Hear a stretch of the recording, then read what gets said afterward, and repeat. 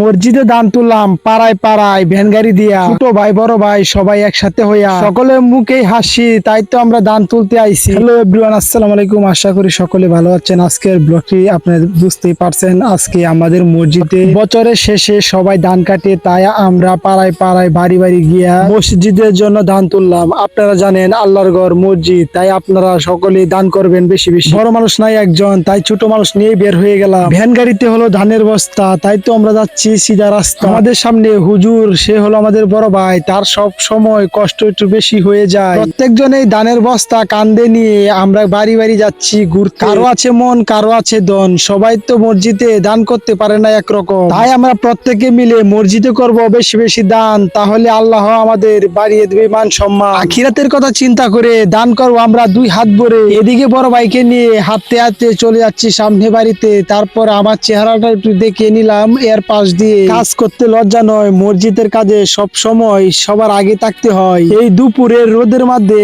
আমরা প্রত্যেকের ঘরে ঘরে দান তুলতেছি। ছোট ভাই মারলো একটা হাসি, তাই তো আমরা ভ্যান গাড়ি দিয়ে মসজিদের সামনে চলে যাচ্ছি। সবার মুখে একই হাসি, তাই তো আমরা কাজ করতে বেশি একটু ভালোবাসি। যাই কিছু করি আর না করি, সবকিছু ভিডিওতে ধারণ করি। আপনাদের দোয়া এবং ভালোবাসায় আমি অনেক দূরে পৌঁছে যেতে পারি। সবকিছু শেষ করে চলে আসলাম মসজিদের কাছে। আজকের ব্লগটি এখানে শেষ করতে হবে। সবাই বেশি বেশি দান করেন এবং আখিরাতের কথা চিন্তা করেন। সব শেষে একটি কথা, আমাদের গরিবের মসজিদটি একবারে ভাঙাচুরা।